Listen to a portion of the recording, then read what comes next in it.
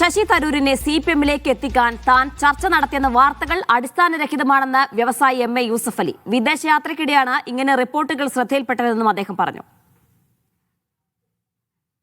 ഇവിടെ എത്തുന്നതിന് മുമ്പ് പറഞ്ഞ യൂസഫ് അലി എന്നാണ് ശശി തരൂർ. ഞാൻ അദ്ദേഹത്തെ കണ്ടിട്ടില്ല ഇപ്രാവശ്യം.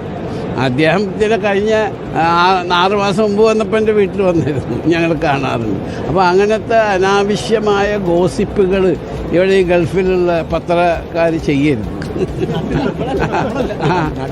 നാട്ടിൽ നിന്നായാലും ശരി, അവർ ചെയ്യേണ്ട ആവശ്യമില്ല.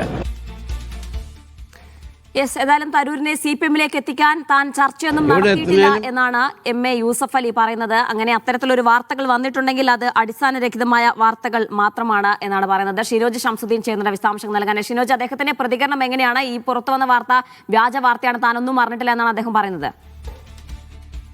അതെ, ഇത്തരത്തിൽ ശശി തരൂരുമായി ഒരു ചർച്ച നടത്തിയെന്ന നിലയിൽ ചില ചാനലുകളിൽ വന്ന വാർത്തയ്ക്ക് യാതൊരു അടിസ്ഥാനവുമില്ല. ഞാൻ വിദേശ യാത്ര നടത്തുന്നതിനിടയിലാണ് ഇത്തരമൊരു വാർത്ത ശ്രദ്ധയിൽപ്പെടുന്നത് തന്നെ. ഈ അടുത്ത സമയങ്ങളിലൊന്നും ശശി തരൂരുമായി നേരിൽ കണ്ടിട്ട് പോലുമില്ല. ശശി തരൂർ അടുത്ത സുഹൃത്താണ്, പക്ഷേ ഈ സമയങ്ങളിലൊന്നും അദ്ദേഹത്തെ കാണാൻ കഴിഞ്ഞിട്ടില്ല.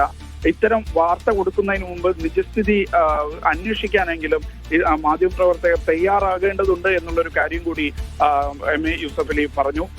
ഏതായാലും ഇത്തരമൊരു ശ്രമം അദ്ദേഹം നടത്തിയിട്ടില്ല എന്നാണ് യൂസഫ് അലി വ്യക്തമാക്കുന്നത്.